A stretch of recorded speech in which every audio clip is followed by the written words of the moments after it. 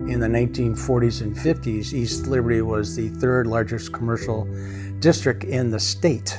And that's behind downtown Philadelphia, downtown Pittsburgh, then it was East Liberty. So the amount of economic wealth and commercial activity in East Liberty in the 40s and 50s was phenomenal. You look back at history and you study the old maps and you talk to the people that lived here, these neighborhoods were all intertwined with each other. It was Larimer, it was Homewood, it was Point Breeze, it was Shadyside, it was East Liberty. They were all walkable, they all had great public transportation. And what happened in the 60s and 70s was that these neighborhoods became disconnected. The decline of the East Liberty commercial core, it was not because of the decline of the steel industry, it was the advent of the automobile. It was the beginning of the suburbanization. Quite frankly, beginning of the white flight from the urban core.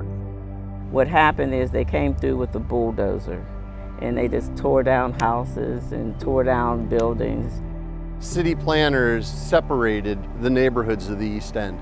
We literally demolished bridges that connected neighborhoods like Shadyside and Oakland, East Liberty and Larimer. The idea was that the commercial core was too large, so they decided to shrink it. It resulted in the demolition of 2 million square feet of real estate. It was a complete disaster. It was mauled off, if you will, to compete with suburban malls. It didn't work. It didn't work on so many levels. It wasn't even funny, and many businesses weren't able to survive. Property values went down. Was decimated over the years. It was a flourishing, well-populated community of people moving to other neighborhoods, capital drying up, city administration maybe not being as coherent of what was going on in the black community at that time. By the 90s, this was a very dangerous, deserted community. The situation in Larimer was deplorable. The gang started, all of that interruption occurred, but nobody was really looking at Larimer to develop it. The 1980s and the 1990s knocked us to our knees, but we brushed ourselves off and we reinvented ourselves. And then probably about a dozen or so years ago, maybe even a little longer than that, there started to be more investment, smarter investment.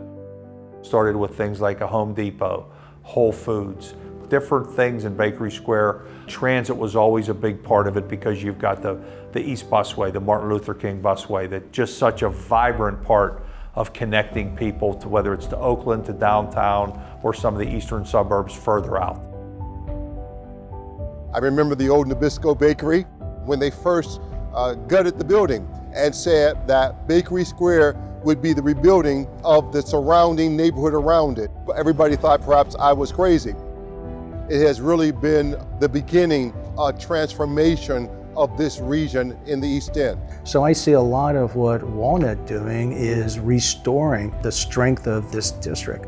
It's become a center of innovation, helping to build the entire Western Pennsylvania and our new economy.